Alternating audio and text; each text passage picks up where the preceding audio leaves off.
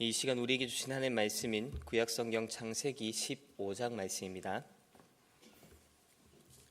구약성경 17페이지쯤 창세기 15장 7절에서 21절까지 말씀입니다. 구약성경 17페이지쯤 창세기 15장 7절에서 21절까지 말씀 우리 한 절씩 교독하도록 하겠습니다. 7절 말씀입니다. 또 그에게 이르시되 나는 이 땅을 내게 주어 소유를 삼게 하려고 너를 갈대아인의 우르에서 이끌어낸 여호와니라.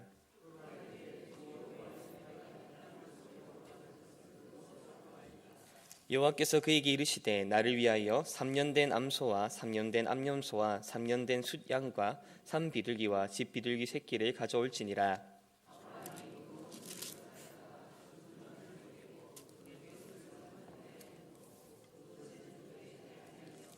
솔개가 그 사체 위에 내릴 때에는 아브라함이 쫓았더라.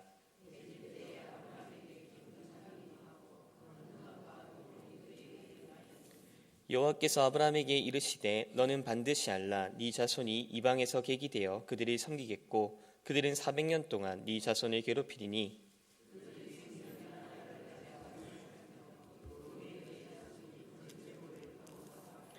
너는 장수하다가 평안히 조상에게로 돌아가 장사될 것이요.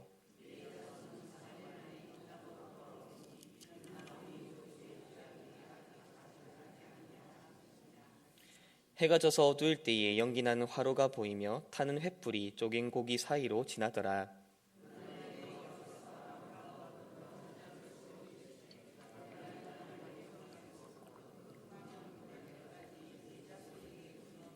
곧 겐 족속과 그니스 족속과 감몬 족속과 함께 읽겠습니다. 아모리 족속과 가나안 족속과 기르가스 족속과 여부스 족속의 땅이니라 하셨더라. 아멘. 우리는 지난 시간에 아브라함이 하나님께 드렸던 상속자에 대한 그 질문이 지녔던 그 의미에 대해서 함께 살펴보았습니다.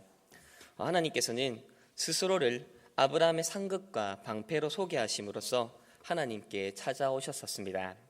하지만 아브라함의 반응은 이러한 하나님의 오심에 대해서 뭔가 크게 기뻐하며 반가워하기보다는 오히려 자신의 후사, 즉 자손이 주어지지 않는 그 상황에 대해서 하나님께 질문으로 반응을 했었습니다. 이런 아브라함의 반응은 혹 아브라함이 하나님의 약속을 믿지 못하는 것은 아닌가라고 하는 그런 생각을 갖게 만듭니다. 하나님께서는 그로 하여금 큰 민족을 이루도록 해주겠다 이렇게 약속해 주셨음에도 불구하고 정작 아브라함에게는 자손이 주어지지 않고 있었습니다. 이러한 상황 속에서 아브라함이 자손에 대해서 하나님께 질문했다는 것은 이것은 분명 아브라함의 불신과 불만의 모습을 보여주는 것이 아닌가 이런 생각이 들 수 있는 것이지요. 하지만 이런 생각과는 달리 성경은 오히려 아브라함의 이러한 반응에 대해서 아브라함이 여호와를 믿으니 이를 그의 의로 여기셨다라고 평가하고 있습니다. 따라서 우리는 이 상속자에 대한 아브라함의 질문이 결코 불신으로 말미암아 일어난 질문이 아니라는 것을 알 수 있습니다.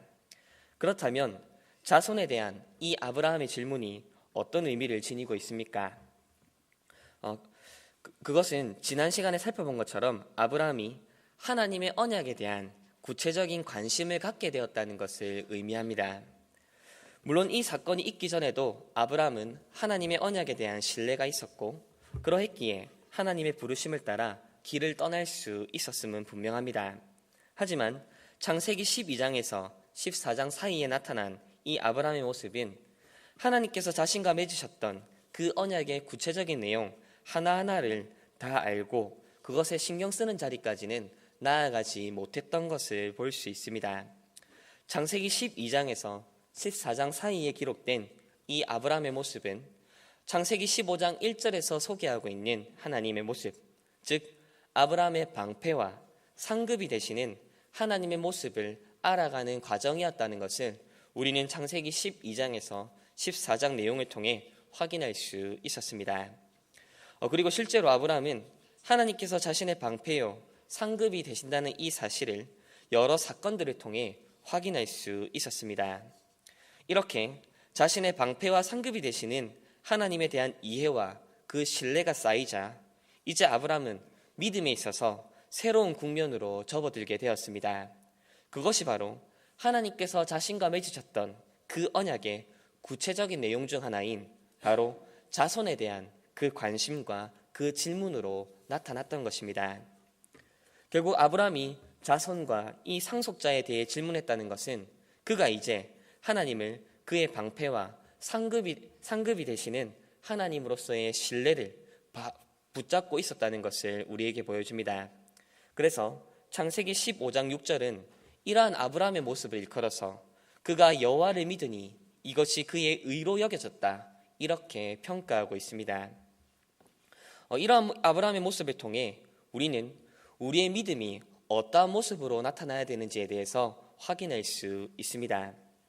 신앙생활을 처음 시작할 때에는 우리의 믿음의 문제라고 하는 것이 하나님이라는 분이 정말 있느냐 없느냐, 성경이 말하는 하나님이 정말 믿음하느냐 아니냐, 이런 것들이 큰 문제로 다가올 것입니다. 하지만 신앙의 연수가 차고 그리고 하나님에 대한 지식과 그 신뢰가 쌓이고 나면 그 다음 단계로 나아가야 합니다. 하나님께서 나에게 원하시는 바는 무엇인가? 하나님께서 이 세상을 향해 갖고 계신 그 뜻과 계획은 무엇인가? 하나님께서 지금 나를 특별히 이 21세기 대한민국 땅에서 그리고 특히 마산 성막교회의 성도로 부르신 그 목적과 의미는 무엇인가? 이런 질문과 고민들을 통해 나와 교회를 향한 이 하나님의 뜻과 그리고 그 계획에 대해서 계속해서 묻고 그리고 그 자리로 나아갈 수 있도록 힘을 쏟아야 하는 것입니다. 그리고 바로 이러한 관점에서 오늘 본문 또한 이해할 필요가 있습니다. 오늘 본문은 아브라함에게 상속자에 대한 약속을 하신 이 하나님께서 또한 땅에 대한 약속을 아브라함에게 재확인시켜 주시는 장면에 대해서 기록하고 있습니다. 오늘 본문 7절 말씀인데요. 또 그에게 이르시되 나는 이 땅을 네게 주어 소유를 삼게 하려고 너를 갈대아인의 우르에서 이끌어낸 여호와니라.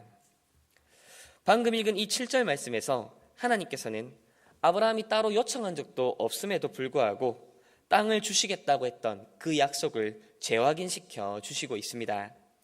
이러한 하나님의 모습은 아브라함이 보인 그 언약에 대한 관심, 즉 상속자와 후손에 대한 관심에 대해서 하나님께서 또한 반응하시는 모습이라 할 수 있습니다. 즉 아브라함이 관심을 가지는 그 하나님의 언약에 대해서 하나님께서 잊지 않고 또한 기억하고 있으며 그것을 그에게 반드시 이루어 주겠다, 이렇게 말씀해 주고 계신 것입니다. 그런데 이에 대한 아브라함의 반응이 다시 한번 우리를 놀라게 합니다. 오늘 본문 8절 말씀인데요. 우리 8절 말씀을 같이 한번 읽어보도록 하겠습니다. 8절 말씀입니다. 그가 이르되 주 여호와여 내가 이 땅을 소유로 받을 것을 무엇으로 알리이까? 내가 무엇으로 알리이까? 하나님께서는 아브라함이 요청하지도 않은 그 땅에 대한 약속을 재확인시켜 주셨습니다. 이에 대한 아브라함의 자연스러운 반응이라고 할 수 있는 그런 기대되는 반응이란 주여 뜻대로 하시옵소서, 종이 믿고 따르겠나이다, 이 정도는 되어야 되지 않을까, 그런 생각이 됩니다. 하지만 아브라함이 보여준 반응은 내가 무엇으로 그것을 알 수 있습니까? 라고 하는 질문이었습니다. 어찌 보면 이런 아브라함의 반응은 하나님을 향한 불신을 드러내는 것 같습니다. 하나님께서는 계속해서 자신이 어떤 하나님이신지 소개하시며 또한 아브라함과 맺으셨던 그 언약을 재확인시켜 주시는 가운데 그에게 확신을 심어주시려고 계속해서 노력하고 계심에도 불구하고 정작 아브라함은 하나님에 대한 신뢰를 가지지 못하고 이런 질문을 하는 것처럼 느껴지는 것이지요. 하지만 우리가 이미 앞에서 살펴본 것처럼 오늘 본문이 보여주는 이 아브라함의 모습은 결코 믿음이 없는 자의 모습은 아닙니다. 오히려 오늘 본문이 보여주는 이 아브라함의 모습은 하나님께서 언약하신 그 내용들에 대한 적극적인 관심을 가진 모습이라 할 수 있습니다. 하나님께서 자신과 맺으신 그 언약의 내용이 이루어질 것을 더 강한 확신 가운데서 기대하고 소망하고자 하는 마음으로 이런 마음을 반영하여 간구하고 있는 것입니다. 그리고 이런 아브라함의 적극적인 모습은 바로 아브라함의 믿음의 후손이라 할 수 있는 이 시대의 신자들에게도 자연스럽게 나타나야 될 모습입니다. 하나님께서 이 세상을 향해 갖고 계신 그 계획이 구체적으로 어떻게 실현될지, 하나님께서 자기 백성과 교회를 향해 갖고 계신 뜻이 어떻게 이루어질지에 대해서 계속해서 관심을 가지는 것입니다. 그러한 관심이 때로는 적극적인 순종과 헌신으로 나타날 것이고, 때로는 하나님의 일하심에 대한 구체적인 이해와 확신에 대한 요청으로 나타날 수 있는 것이지요. 하나님, 예배가 왜 필요합니까? 성찬이 왜 필요합니까? 만약 예배가 가치 있는 것이라면 그 예배의 가치를 제가 누릴 수 있게 해주십시오. 성찬이 만약에 은혜의 방편이라면 그 은혜의 방편으로서의 성찬을 제가 누릴 수 있게 해 주십시오. 이런 식으로 우리는 하나님께 요청할 수 있어야 합니다. 이것이 바로 하나님의 계획과 하나님의 은혜의 방편에 대한 관심과 요청이라 할 수 있습니다. 물론 이것을 증거를 주시지 않으면 나는 하나님을 믿지 않겠다, 이런 식으로 이해하거나 적용해서는 안 될 것입니다. 여기서 말하는 확신에 대한 요청은 이미 하나님에 대한 믿음을 소유한 자들이 더욱더 분명한 확신 속에서 하나님의 뜻과 계획에 스스로를 헌신하며 드리겠다는 고백으로 요청하는 그런 확신에 대한 요청인 것입니다. 자, 그렇다면 아브라함의 이러한 질문과 요청에 대한 하나님의 반응은 어떻습니까? 우선 하나님께서는 아브라함에게 말하여서 소와 염소와 양 그리고 비둘기들을 가져오라고 말씀하십니다. 이에 아브라함은 하나님의 말씀에 따라 큰 짐승들은 둘로 쪼개고 마주 대하여 두고 작은 비둘기들은 죽인 채 진열해 두었습니다. 그렇게 해서 해가 지고 아브라함이 깊이 잠들었을 때에 하나님께서 아브라함 앞에 나타나셨습니다. 그리고 여러 가지 약속과 함께 신비로운 현상을 보여주시는데요. 우리 오늘 본문 17절 말씀을 같이 한번 읽어보겠습니다. 창세기 15장 17절 말씀입니다. 해가 져서 어두울 때에 연기나는 화로가 보이며 타는 횃불이 쪼갠 고기 사이로 지나더라. 아멘. 아브라함이 내가 무엇으로 이 약속이 이루어질 것을 알 수 있습니까? 라고 질문했을 때에 하나님께서는 짐승을 쪼개어 두도록 명령을 하셨습니다. 그리고 하나님께서는 하나님의 임재를 상징하는 횃불의 모습으로 바로 그렇게 쪼개 놓았던 짐승들 사이로 지나가는 모습을 보여주셨습니다. 즉 하나님께서는 아브라함이 쪼개 놓은 그 짐승들 사이로 지나가시는 모습을 통해 바로 하나님께서 그 짐승들 사이를 지나가시고 있다라는 것을 보여줍니다. 자, 그렇다면 하나님께서 이 쪼개놓은 짐승들 사이로 지나갔다는 것은 무엇을 의미합니까? 이에 대해 이해하기 위해서는 우리가 오늘 본문의 시대와 문화적 배경이 되는 고대 근동에서 언약을 체결하는 방식에 대한 이해가 약간 필요합니다. 고대 근동 지역에서 언약을 맺는 여러 가지 방법 중에 하나는 오늘 본문에서 아브라함이 한 것과 같이 짐승들을 둘로 쪼개놓고 그 언약을 맺는 당사자들이 그 반으로 쪼개놓은 짐승들 사이로 지나가는 것을 통해 이 언약을 체결했었습니다. 이런 배경을 통해 이해할 때에 하나님께서 아브라함에게 짐승들을 가져오라 말씀하시고 그 쪼개놓은 짐승들 사이로 지나가셨다는 것은 하나님께서 아브라함과 새로운 언약을 체결하고 계시다는 것을 의미합니다. 즉, 내가 무엇으로 이 언약이 이루어질 것을 알 수 있습니까? 라고 하는 이 아브라함의 질문에 하나님께서는 언약에 대한 보증으로서 새롭게 언약을 맺는 것을 통해 바로 그 일, 즉 그 증거를 보여주고 계신 것입니다. 그래서 이 언약을 일컬어서 횃불 언약이라고 부릅니다. 자, 그렇다면 어떻게 해서 이 횃불 언약이 하나님의 언약에 대한 보증이 될 수 있습니까? 그것은 이 언약을 맺을 때에 그 했던 의식에 바로 그 답이 들어 있습니다. 앞에서 확인한 것처럼 고대 근동에서 언약을 맺는 방법 중 하나로 바로 언약의 당사자들이 쪼개놓은 짐승들 사이로 지나가는 의식이 있었습니다. 이때 이런 의식을 행한 이유는 만약 언약의 내용을 지키지 않는 그 언약의 당사자가 있다면 바로 이 쪼갠 짐승들과 같이 될 것이다 라는 그 의미로 이런 의식을 행했었습니다. 즉 언약을 지키지 못하는 사람이 있다면 바로 이 짐승이 둘로 쪼개진 것과 같이 그 언약의 당사자들 역시도 반드시 죽으리라 라고 하는 이 의미가 바로 이 언약 체결식에 담겨있는 의미입니다. 아브라함과 횃불 언약을 맺으시는 장면에서 하나님께서는 횃불의 형상으로 쪼갠 짐승들 사이를 지나가셨습니다. 자, 그렇다면 이것이 의미하는 바가 무엇입니까? 그것은 아브라함과 맺으신 그 언약을 지키시는 일에 바로 하나님께서 당신의 목숨을 거셨다는 것을 의미합니다. 즉 하나님께서 목숨을 걸고 이 언약을 반드시 이루겠다라고 하는 그 의미로 이 언약 체결식을 행한 것이지요.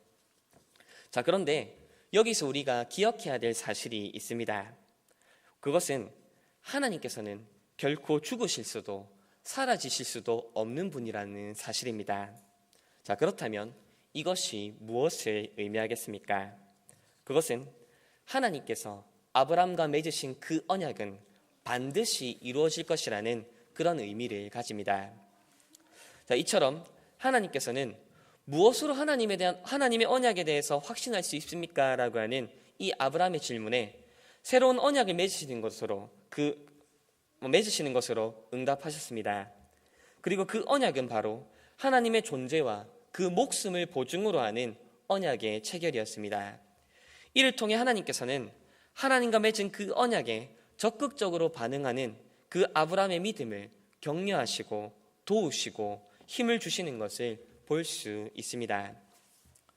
자, 이런 아브라함의 기사를 읽다 보면 간혹 우리에게 이런 생각이 듭니다.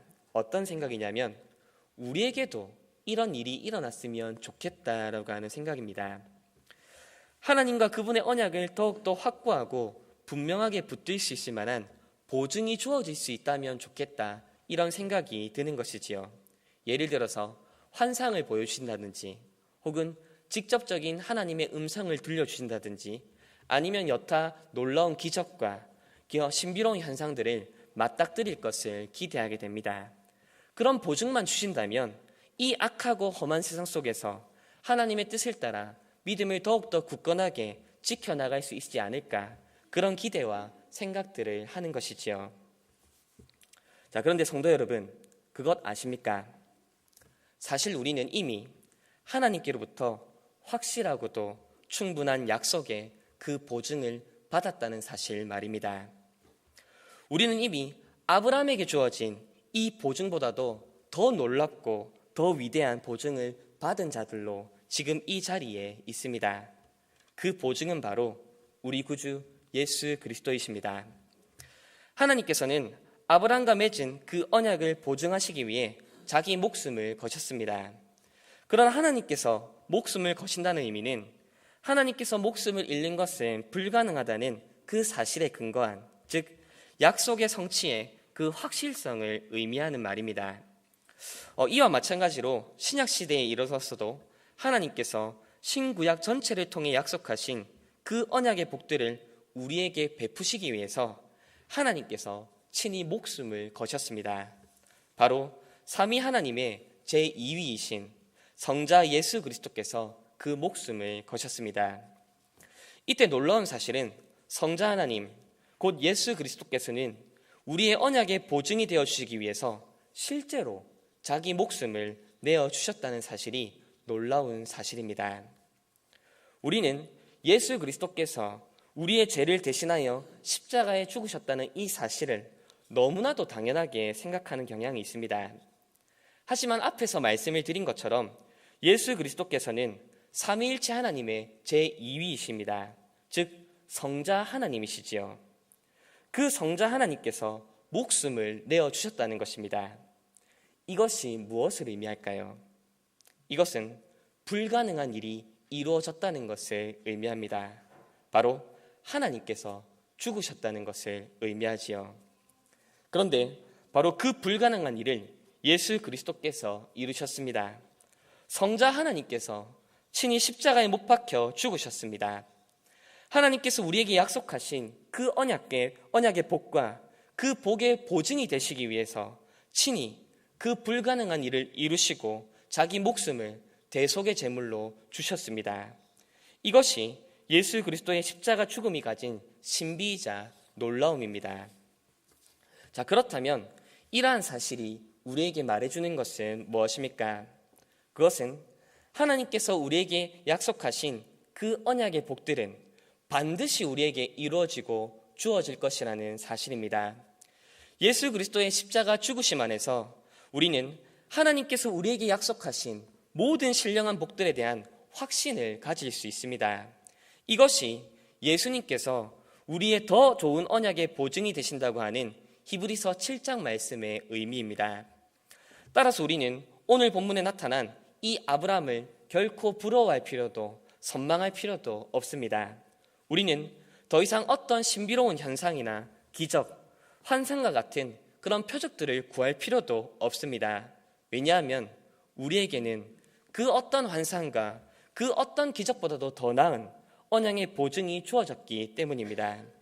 우리는 우리의 언약의 복이시자 그 복의 보증이 되신 예수 그리스도로 말미암아 이 땅에서 복된 자로, 하나님의 언약의 복을 누리는 자로, 그리고 그 복을 확신하는 자로 살아갈 수 있는 것입니다.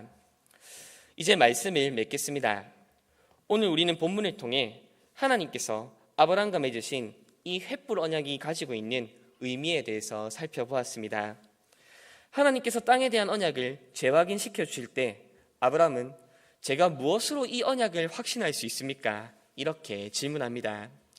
이때 아브라함의 질문은 단순한 불신으로부터 나온 질문이 아니라 하나님의 언약에 대한 적극적인 관심에 의한 반응이요 질문이었다는 것을 살펴보았습니다. 그리고 하나님께서는 이런 아브라함의 언약에 대한 적극적인 모습에 횃불 언약을 체결하심으로 그 언약의 보증을 허락하셨습니다. 아브라함과 맺으신 그 언약을 보증하시기 위해 하나님께서는 친히 당신의 목숨을 담보로 삼으셨습니다. 그만큼 하나님께서 아브라함과 맺은 언약이 반드시 이루어질 것이라는 그 확신을 더해 주신 것입니다. 그리고 이러한 하나님의 보증은 이 악하고 험한 세상을 살아가는 신자들이 부러워할 만한 일인 거라 생각이 들지도 모르겠습니다. 그러나 성도 여러분, 우리는 결코 아브라함을 부러워할 필요가 없습니다. 왜냐하면 우리에게는 이미 아브라함이 받은 그 보증보다 더 위대한 보증이 주어졌기 때문입니다. 이 위대한 언약의 보증은 바로 우리 주 예수 그리스도이십니다. 성자 하나님께서 약속하신 모든 신령한 복이 우리에게 베풀어지리라고 하는 그 보증으로서 친히 자기 목숨을 내어주셨습니다. 하나님께서 자기 목숨을 잃는다고 하는 그 불가능한 일을 행하신 것이지요. 이를 통해 우리로 하나님께서 약속하신 신령한 복을 확신한 가운데 기대하며 소망하는 자로 살아갈 수 있도록 우리를 만들어 주셨습니다. 아무쪼록 우리 모두가 이 약속의 확실한 보증 대신 예수 그리스도를 굳게 붙잡을 수 있으면 좋겠습니다. 그리하여서 이 험하고 악한 세상 속에서도 믿음을 저버리지 않으며 하나님께서 우리와 우리 교회를 향해 갖고 계시는 그 계획과 그 뜻을 따라 우리 자신을 기꺼이 내어드리는 저와 우리 성막교회 성도님들 되시기를 우리 주님의 이름으로 축원드립니다. 이 시간 우리 들은 말씀을 생각하며 함께 기도했으면 좋겠습니다. 우리 첫 번째로 기도할 것은 우리 믿음의 진보와 성장을 위해서 함께